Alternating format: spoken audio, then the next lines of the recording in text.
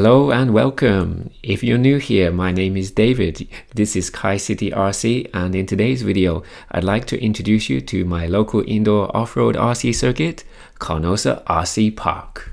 Now, if you've been watching the channel for a while, you would have seen previous videos of my running at the circuit at Carnosa. Now, that old building has now closed, and Carnosa RC Park have just relocated to a new purpose-built facility not far from the previous site.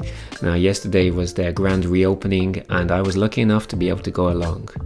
I tell you, the 6 weeks or so it took for them to complete the move, it seemed like an absolute eternity. Once you get used to running on the circuit, not being able to do it anymore, yeah, it felt like a long time, but I can tell you the wait was well worth it. So what's it like? Well, in a word, awesome.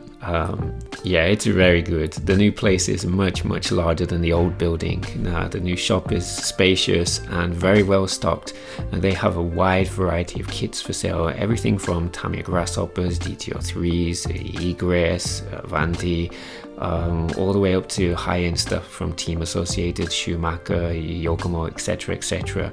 They also stock a huge selection of spare parts, so if you do happen to break something, there's a good chance they're going to have the part you need.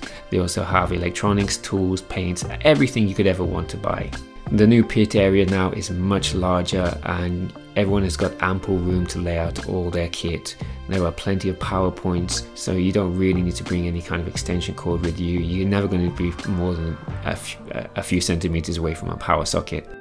Now, the circuit itself has this very bright, airy feel to it. The lanes are much wider than before, and the course has a variety of jumps, drop downs, hairpins, tabletops, sweeping corners, and a very fast main straight.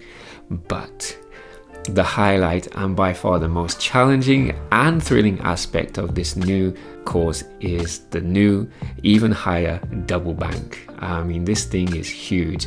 Yeah, I mean, you've got to see it in person to really appreciate it, but at its highest point, it's probably 2 to 2.5 meters high, and it's vertical. You're running against the wall. To give you a rough idea of the length of the course, a high-end buggy was typically taking around 20 seconds per lap.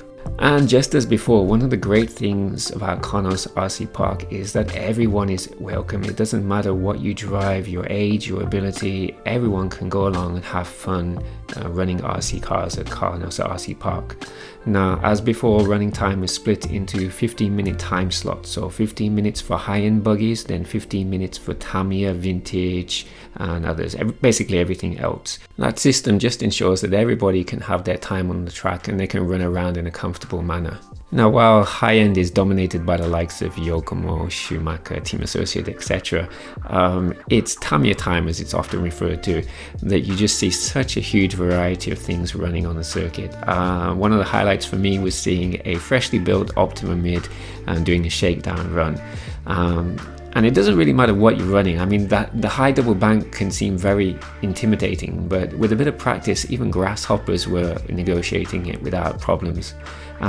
Overall, the new circuit is a huge thumbs up for me. I'm looking forward to spending a lot of time there.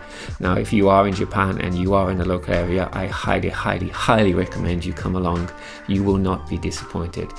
Well, that's all from me. I'll leave you here with some footage I shot on opening day. If you enjoyed this video, I'd be very grateful if you hit that like button. Feel free to subscribe for more content like this, and be on the lookout for my next video, in which I'll be comparing my Tamiyas to their high-end counterparts and trying to answer that question: is it worth spending the extra money on high-end?